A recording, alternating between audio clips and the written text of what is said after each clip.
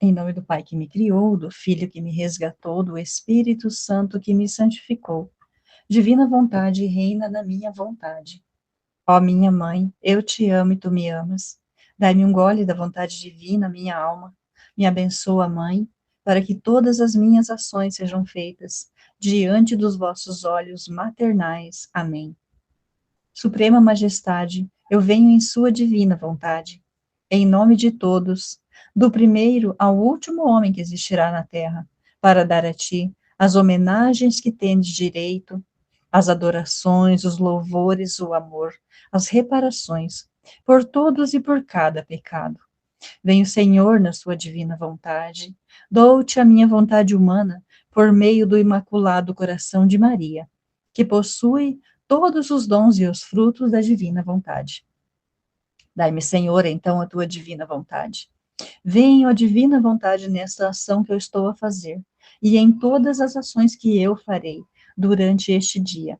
Amém. Fiat.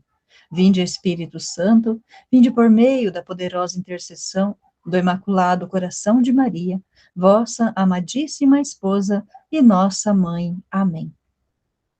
O livro do céu, nós estamos continuando a leitura no livro do céu, da serva de Deus Luísa Picarreta. É o volume 6, capítulo 55, 31 de julho de 1904. A vontade humana falsifica e profana até as obras mais santas. Continuando, meu pobre estado, parece que Jesus veio mais de uma vez, e parecia que o via menino circundado como a uma sombra, e me disse: Filha, não sente a frescura da minha sombra? Repõe-te nela, porque encontrarás alívio. E parecia que repousávamos juntos à sua sombra, e me sentia toda reanimada junto a ele.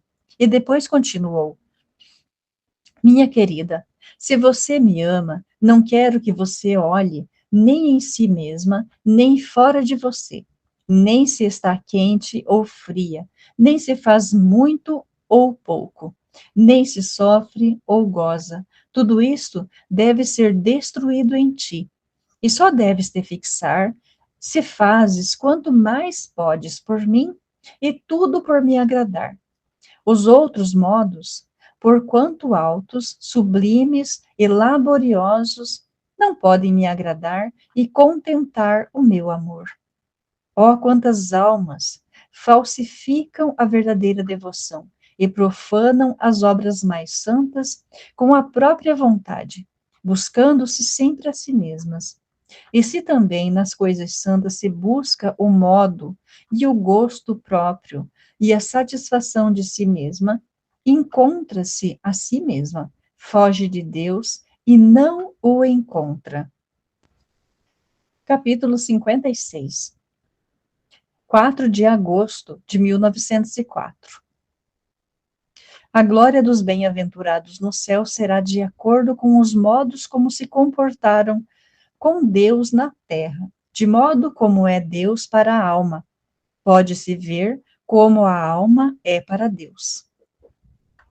Esta manhã, tendo vindo o bendito Jesus, me transportou para fora de mim mesma e, tomando-me com a mão, me conduziu até a abóboda do céu, de onde se viam os bem-aventurados. Ouvia-se seu canto.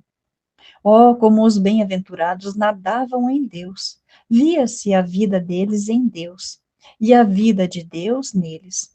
A mim, isto parece-me, ser o essencial da sua felicidade. Parece-me também que cada bem-aventurado é um novo céu naquela bem-aventurada morada, mas todos distintos entre eles. Não há um igual ao outro, e isto vem de acordo com os modos com que se comportaram com Deus sobre a terra. Alguém procurou amá-lo mais, este o amará mais no céu e receberá de Deus sempre novo e mais crescente amor. E este céu ficará com uma tinta e um lineamento divino todo especial. Outro tem procurado glorificá-lo demais. Deus bendito lhe dará sempre mais glória crescente, para ficar este novo céu mais glorioso e glorificado da mesma glória divina. E assim de todos os outros modos distintos que cada um teve com Deus na terra, que se eu quisesse dizer tudo, me alongaria muito. Assim, pode-se dizer que o que se faz para Deus na terra, o continuaremos no céu, mas com amor, perfeição, mas com maior perfeição. Então, o bem que fazemos não é temporal, senão que durará para toda a eternidade e resplandecerá ante Deus e em torno de nós continuamente. Ó, como seremos felizes, vendo que todo o nosso bem e a glória que demos a Deus e a nossa vem daquele pouco de bem iniciado imperfeitamente sobre a terra. Se todos pudessem vê-lo, ó, como se apressariam para amar, louvar, agradecer e mais ao Senhor, para poder fazê-lo com maior intensidade no céu. Mas quem pode dizer tudo isso? Mas quem pode dizer tudo? Mas parece-me que estou dizendo tantos desatinos daquela bem-aventurada morada. A mente o capta de um modo, a boca não encontra as palavras para saber se manifestar. Por isso, passo a outra coisa. Depois me transportou para a terra. E como os males da terra são assustadores nestes tristes tempos, no entanto, parecem nada ainda em comparação com o que virá tanto no estado religioso, que parece que seus próprios filhos vão rasgar esta boa e santa mãe, a igreja, como no estado secular. Então, depois disto, me reanimou e me disse: Minha filha, me diga um pouco o que sou eu para você. E eu: tudo, és tudo para mim. Nada entra em mim, exceto tu só. Tudo corre fora. E ele: e eu sou tudo, tudo para ti, nada de ti sai para fora, senão que todo me deleito em ti. Assim como eu sou para você, você pode ver como você é para mim. Disse isso e desapareceu. Capítulo 57. 5 de agosto de 1904. Jesus é o governante dos reis e o senhor dos dominadores.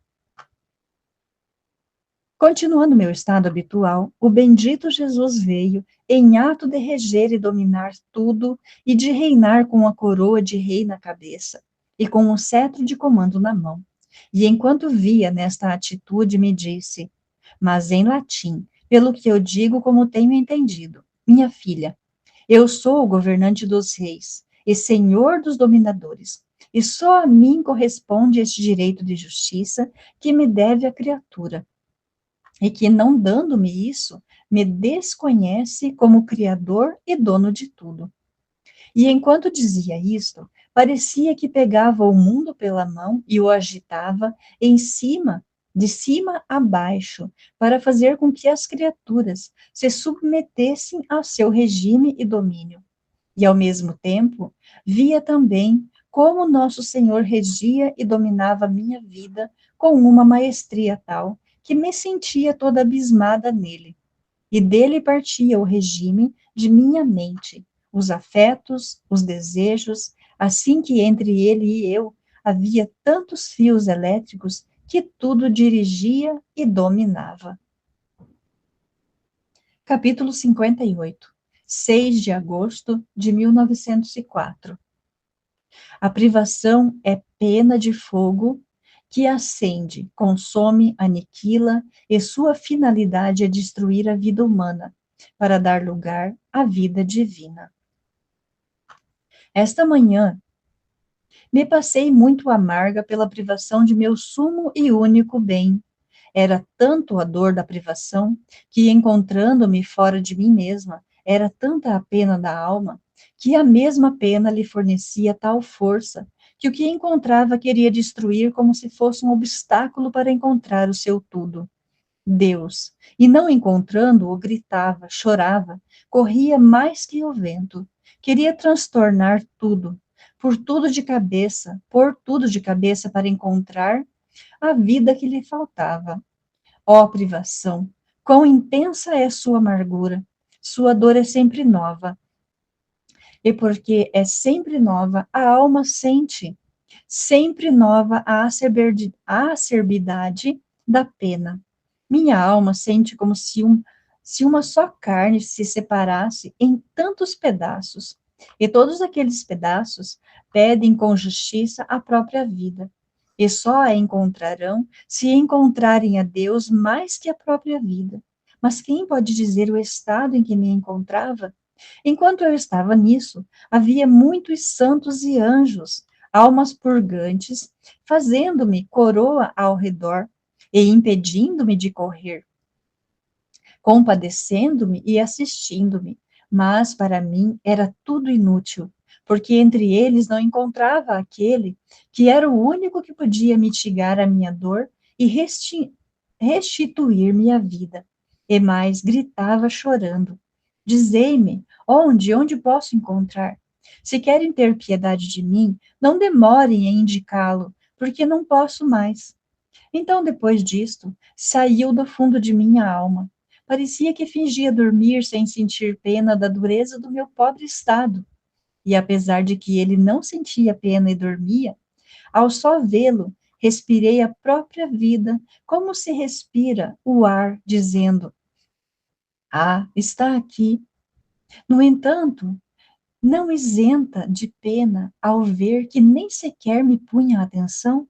Por isso, depois de muito pesar, como se tivesse acordado, me disse: Minha filha, todas as outras tribulações podem ser penitências, expiações, satisfações, mas só a privação é pena de fogo que acende, consome, aniquila e não se rende se não vê destruída a vida humana.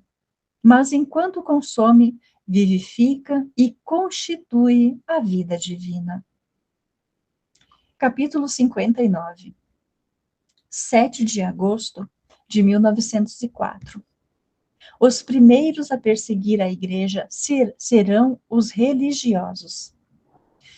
Encontrando-me no meu estado habitual, encontrei-me rodeada de anjos e santos, que me disseram: é necessário que você sofra mais pelas coisas eminentes que estão para acontecer contra a igreja, porque se não acontecerem imediatamente, o tempo as fará acontecer mais moderadas e com menor ofensa de Deus. E eu disse: porventura está em meu poder sofrer? Se o Senhor me dá, de boa vontade sofrerei. Entretanto, fui tomada e levada ao trono de nosso Senhor, e todos pediam que me fizesse sofrer. E Jesus bendito, vindo ao nosso encontro na formação de crucificado, participava-me das suas dores. E não só uma vez, senão que quase toda a manhã a passei em contínuas renovações da crucificação, e depois me disse: minha filha, os sofrimentos desviam minha justa ira, e se renova a luz da graça nas mentes humanas. Ah, filha, você acha que serão os leigos os primeiros a perseguir a minha igreja? Ah, não, serão os religiosos, as mesmas cabeças, que fingindo por agora filhos, pastores, mas no fundo, são serpentes venenosas que se envenenam a si mesmos e aos demais. Os que comerão, a, os que começarão a prejudicar entre si mesmos esta boa mãe, e depois seguirão os leigos. E depois, tendo me chamado à obediência, o Senhor retirou-se, mas todo amargurado. Capítulo 60. 8 de agosto de 1904. Buscar a Jesus no nosso interior, não no exterior. Tudo deve estar encerrado numa palavra: amor. Quem ama a Jesus é outro Jesus. Continuava esperando, e assim que veio o meu adorável Jesus, se bem eu sentia próximo, mas fazia por tocá-lo e fugia, e quase me impedia sair de mim mesma para ir em sua busca. Depois de ter esperado muito, assim que se fez ver, me disse: minha filha, não me busques fora de ti, senão dentro de ti. no fundo de tua alma, porque se saíres fora e não me encontrares, sofrerás muito e não poderás resistir. Se me podes encontrar com mais facilidade, por que te queres fadigar? E eu, creio que se não te encontro rápido em mim, posso te encontrar fora. É o amor que me empurra a isto. E ele, é o amor que te empurra a isto? Tudo deveria estar encerrado em uma só palavra: amor. E quem não encerra tudo nisto, pode-se dizer que do amar-me, a alma não conhece nem sequer um jota. E à medida em que a alma me ame, assim lhe aumentarei o dom do sofrer.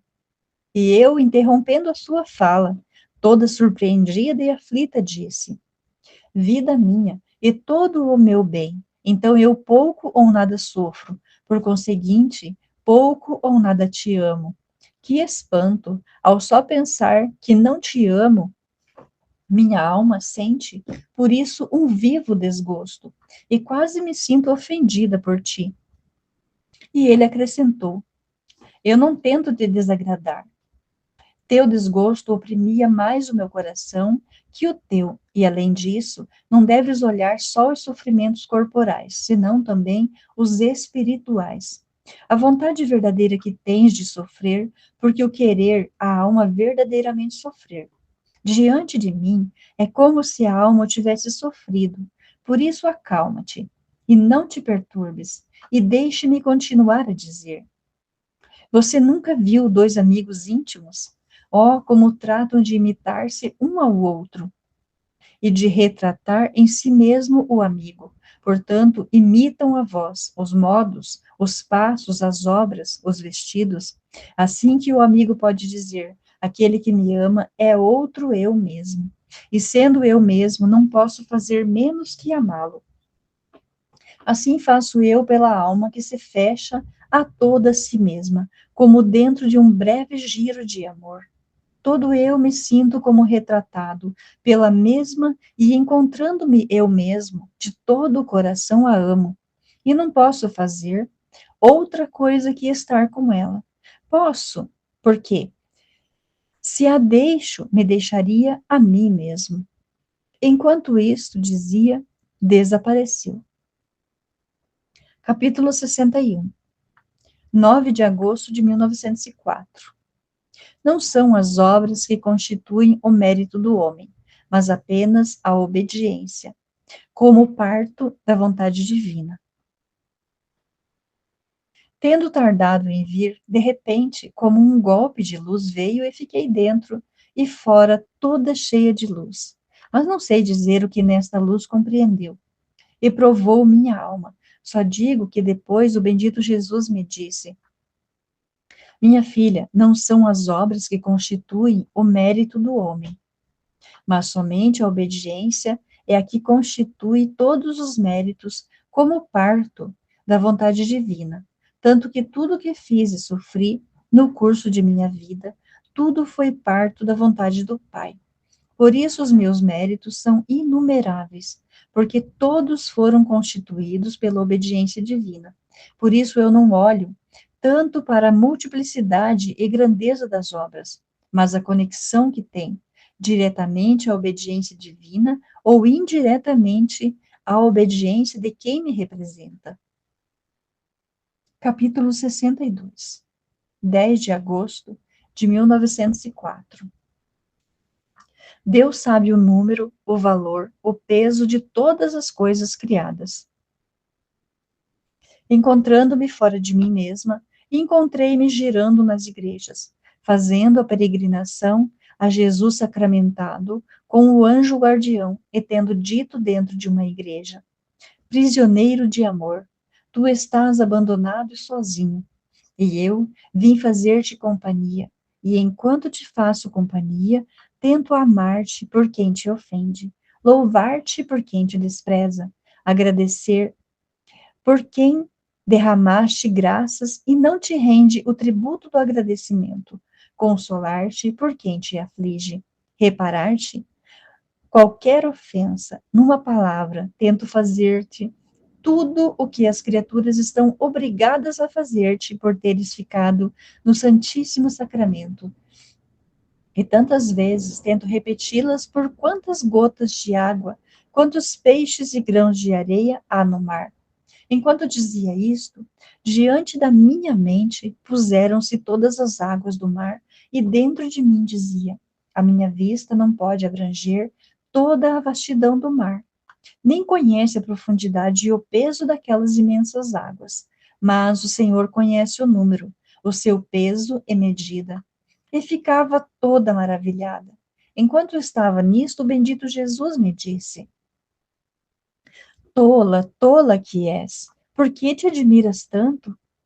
O que a criatura é difícil e impossível, ao Criador é fácil e possível, e inclusive natural.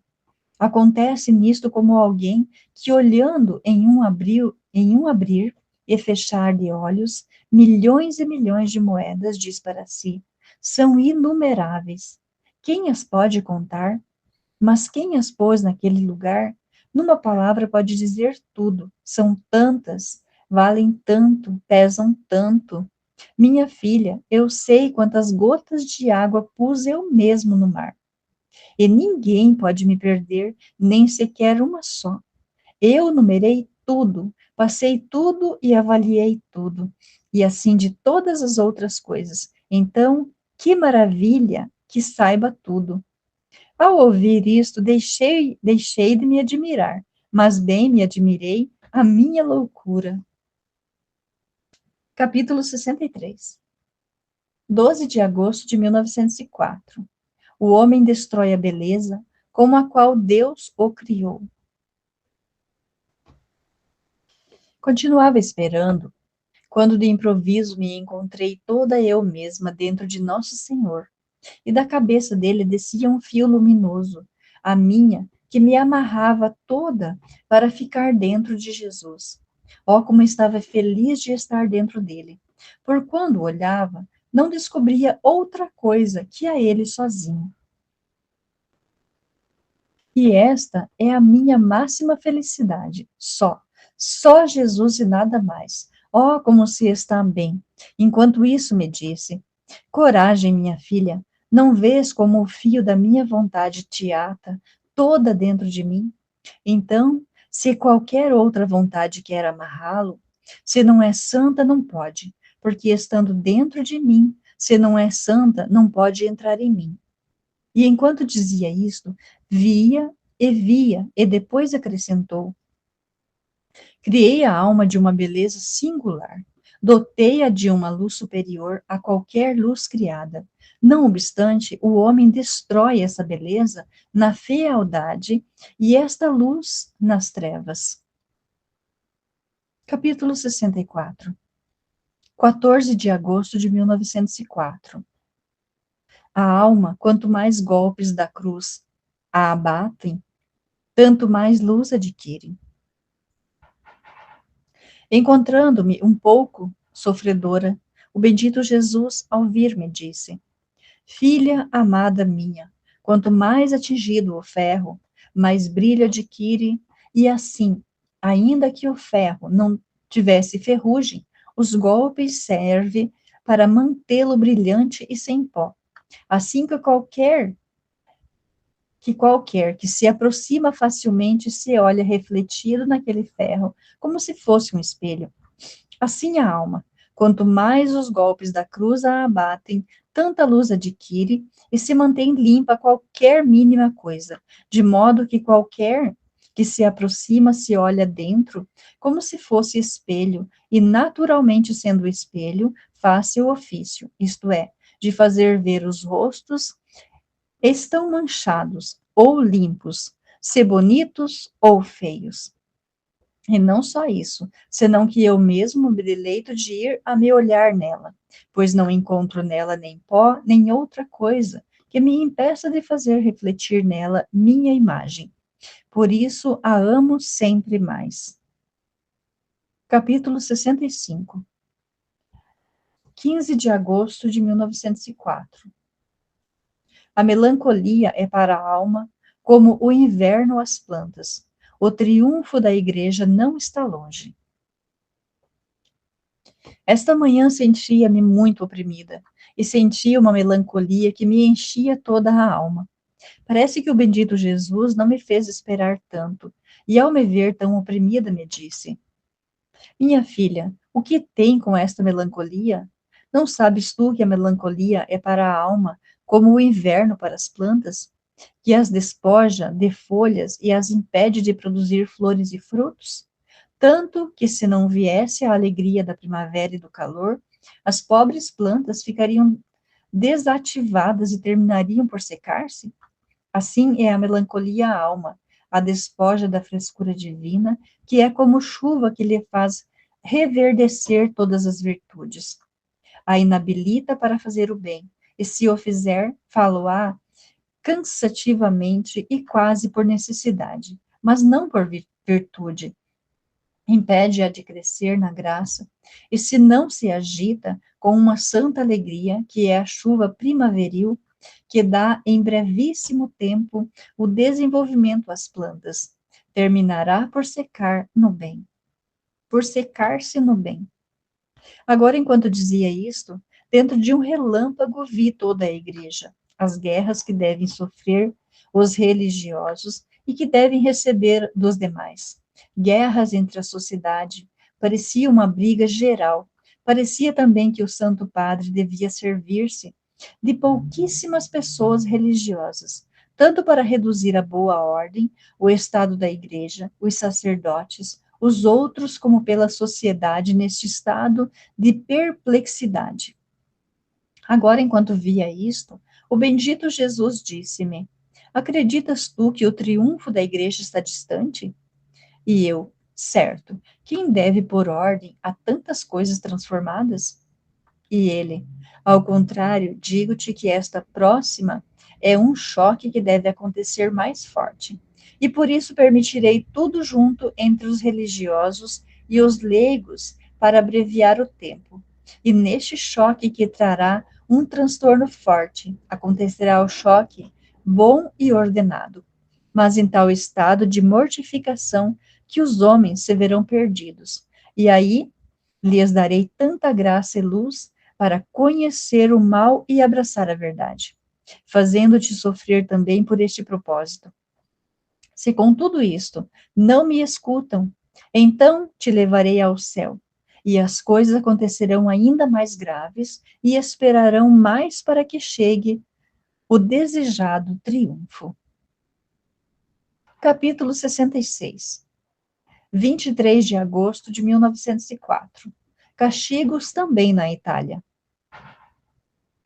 Esta manhã passei amargamente, privada quase totalmente de meu doce Jesus. Só que me encontrava fora de mim mesma, no meio de guerras e pessoas mortas, países sitiados, e parecia que acontecia também na Itália. Que espanto sentia! Queria subtrair-me de cenas tão dolorosas, mas não podia.